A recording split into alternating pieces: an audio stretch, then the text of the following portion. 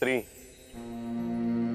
जन्म से किसी की पुत्री, धर्म से किसी की पत्नी और कर्म से किसी की माता।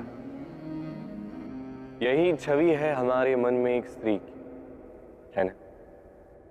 एक अतुलनीय योगदान है स्त्री का हमारे जीवन में, और बिना स्त्री के हम कुछ भी नहीं। पर अधिकार, यहां हम भूल कर जाते हैं। जब स्त्री एक पुत्री होती है, जब जन्म लेती है, उसके अस्तित्व पर अधिकार होता है उसके पिता का।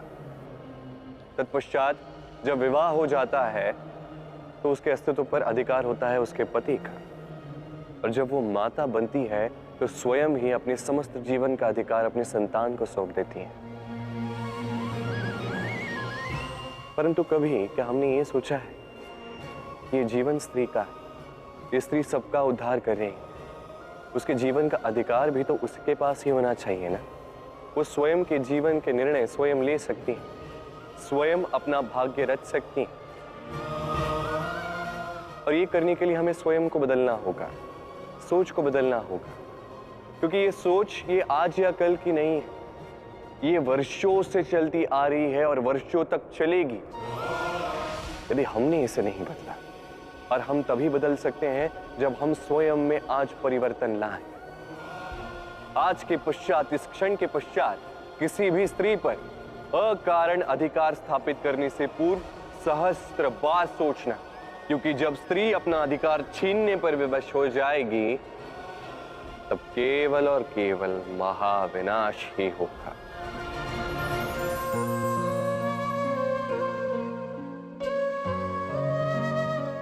स्त्री,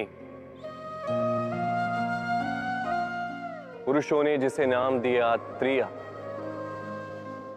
क्यों दिया, किसने दिया, किसी को ज्ञात नहीं। मानना यह है कि पुरुष सोचते हैं कि त्रिया सोचती कुछ है, कहती कुछ और है और करती कुछ और ही है। परंतु क्या यही सत्य है? वास्तविकता यह है कि त्रिया वो चरित्रहीन पुरुष है और कोई नहीं। वो पुरुष जो स्त्रियों से कहते हैं कि आप माता हो, आप देवी, आप बहन हो, और सोचते क्या? सोचते हैं कि ये स्त्री हमारे पांव की धूल है और कुछ नहीं। और करते क्या है? उनके सर पर, उनके केशों पर चूड़ामणि लगाकर सोचते हैं कि वो उनके चरणों की धूल है। स्त्री का मान भंग करते हैं, उन्हें दासी समझ लेते हैं। तो नारी महाचंडी भी बन सकती। यदि नारी माता बन के जन्म दे सकती है तो नारी मृत्यु बन के विनाश भी कर सकती। जहां नारी का अपमान होगा वहां महान भारत भी महाभारत की ओर जा सकता है। स्मरण रखिए, नारी का अपमान कदापि नहीं हो सकता, और यदि नारी का अपमान हुआ अर्थात आपका विनाश आपके निकट आ रहा, और ये उसके पहले कदम की पहली आहट है। यदि संतान कोई दुष्कर्म करती है तो क्या उसका अपराधी केवल वो संतान होता है? नहीं। यदि संतान दुष्कर्म करती है तो उसके अपराधी उसके माता पिता भी, जो पुत्र मोह के कारण उसे अनुचित करने से रोक नहीं पाए। अपराधी उसके पितामह भी, जो अपने उत्तरदायित्व के बोझ के कारण कभी परिवार पर ध्यान नहीं रख पाए, उस संतान को कभी दंड नहीं दे पाए। अपराधी उसके गुरु भी, जो अपने शिष्य के ये कुकृत्य देखकर भी उसे प्रताड़ित नहीं कर पाए।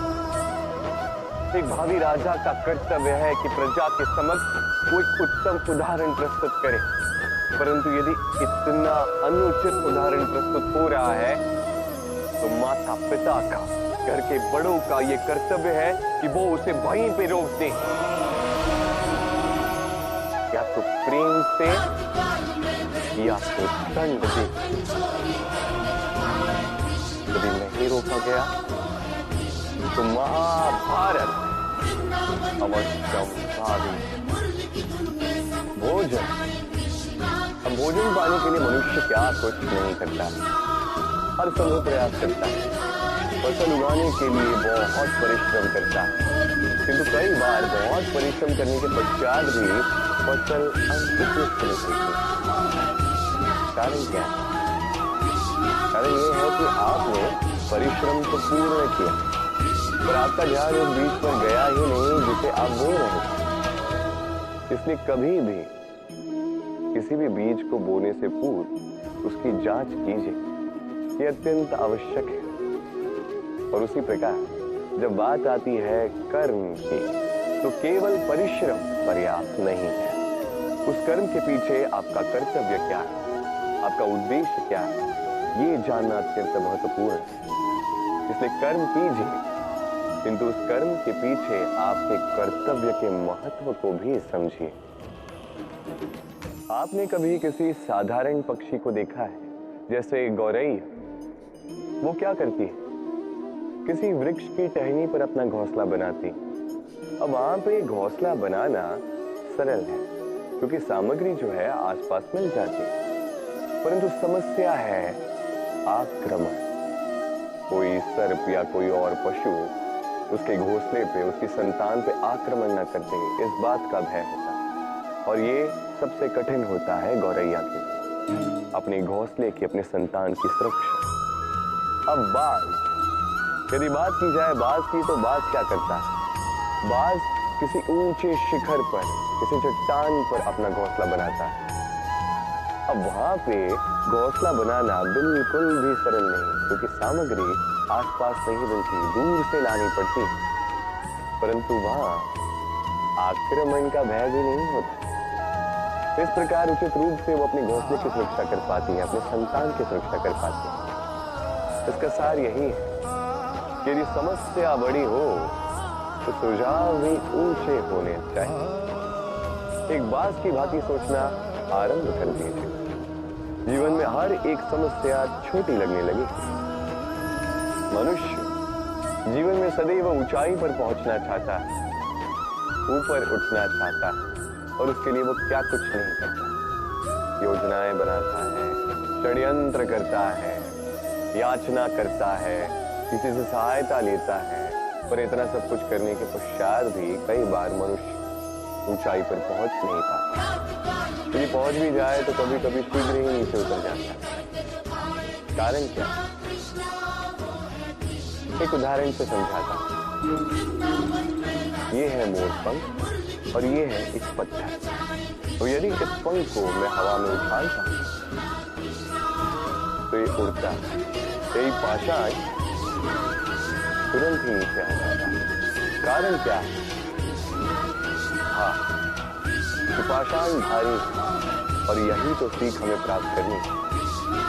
इसी प्रकार यदि हमारा मन द्वेष और अहंकार के भार से भरा होगा तो ये कभी ऊंचा उठ नहीं पाएगा।